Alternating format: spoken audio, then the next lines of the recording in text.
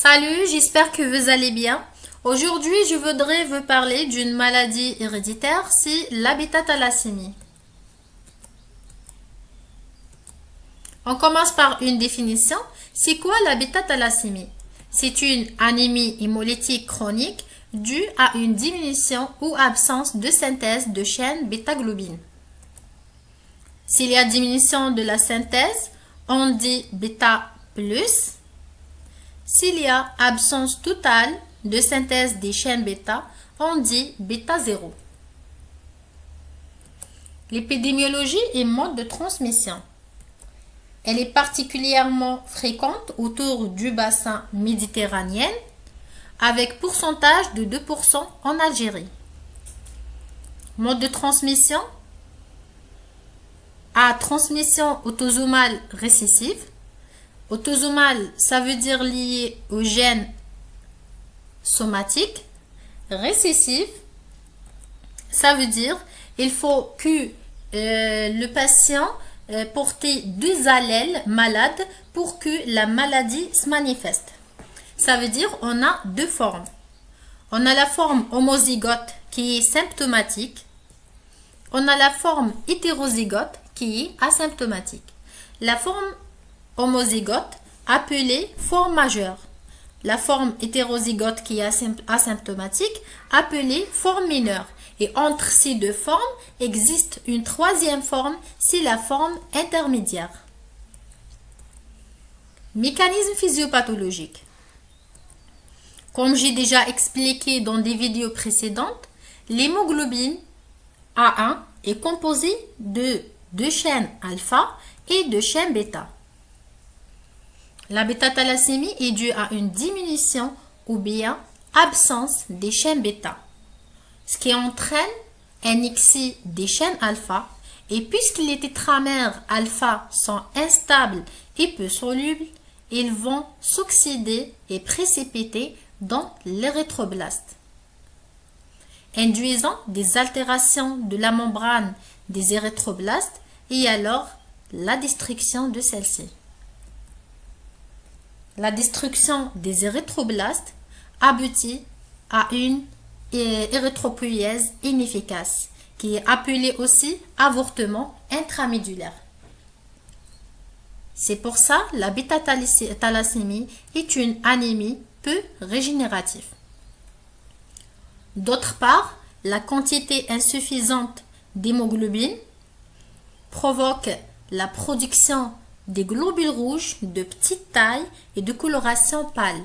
C'est l'anémie microcytaire hypochrome, avec d'autres anomalies morphologiques comme la poikilocytose.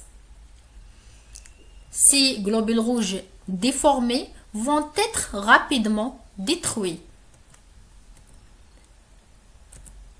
C'est l'hyperhémolyse. L'hyperhémolyse qui se manifeste par la triade d'hémolyse chronique. Diagnostic positif. Il existe trois types.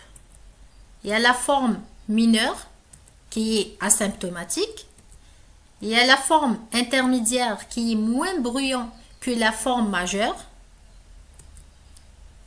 On trouve des triades d'hémolyse chronique, des déformations crânio-faciales modérées, à l'FNS, l'hémoglobine est entre 7 et 9 grammes par décilitre et l'indépendance transfusionnelle.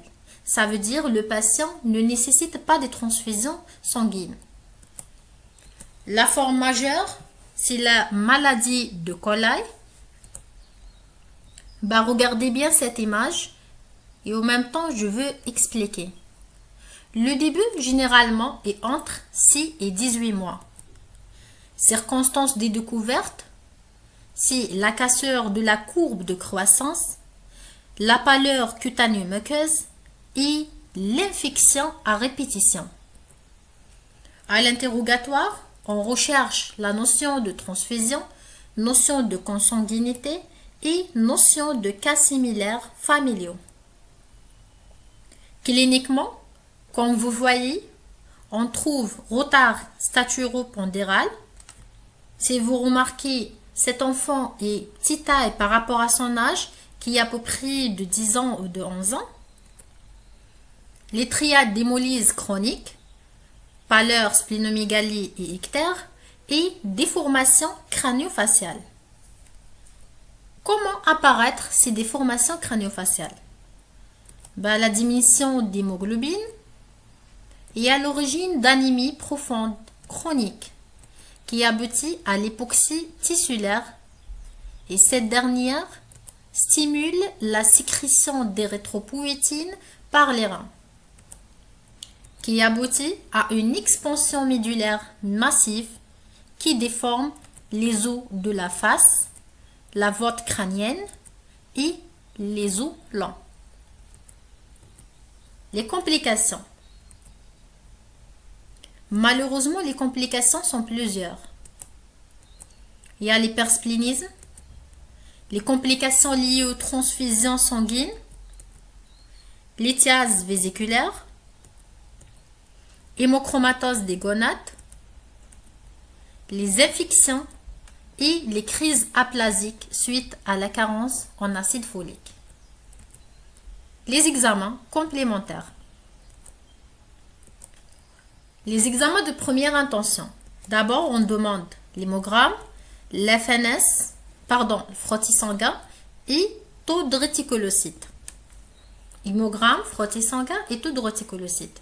Sur l'hémogramme, on trouve hémoglobine moins de 7 grammes par décilitre, anémie microcytaire hypochrome.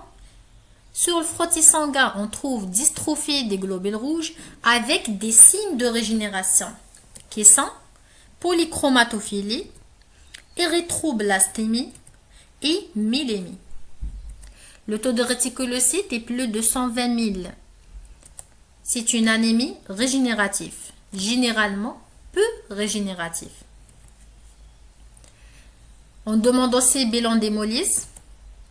Le résultat, c'est hyperbilirubinémie indirecte, fer sérique augmenté et LDH augmenté. Examen spécifique. On demande l'électrophorèse de l'hémoglobine du patient. À pH alcalin, on trouve HbA absent, c'est bêta 0, présente avec taux faible, moins de 10%, c'est bêta+.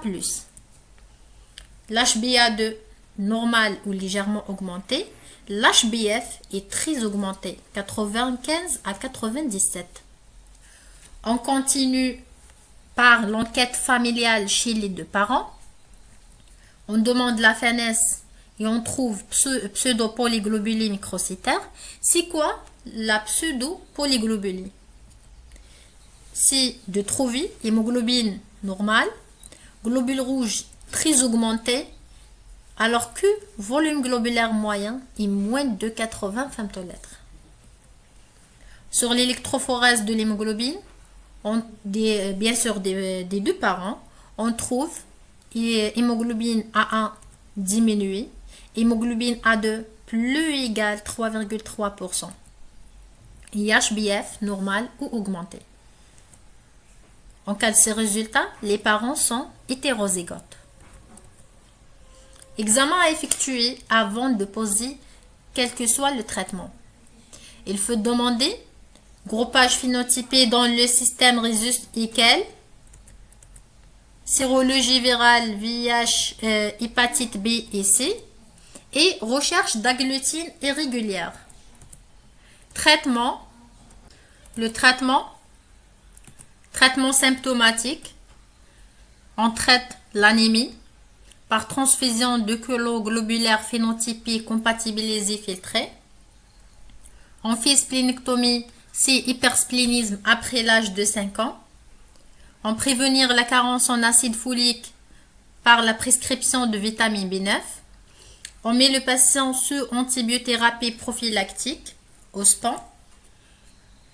On indique la chélation en cas de ferritinémie plus de 1000 microgrammes par litre. Le traitement de base, c'est l'inducteur de l'HbF, hydria hydroxyurie. Son rôle est d'augmenter la synthèse de l'hémoglobine F. Traitement curatif se base sur la greffe de moelle osseuse allogénique et la thérapie génique. On se termine par surveillance et prévention. La surveillance est mensuelle, trimestrielle, semestrielle et annuelle. Le suivi est clinique, biologique et radiologique. La prévention se base sur surtout le conseil génétique, le dépistage des formes hétérozygotes et le diagnostic prénatal. Si vous aimez cette vidéo, n'oubliez pas de m'abonner s'il vous plaît. Merci énormément pour votre attention.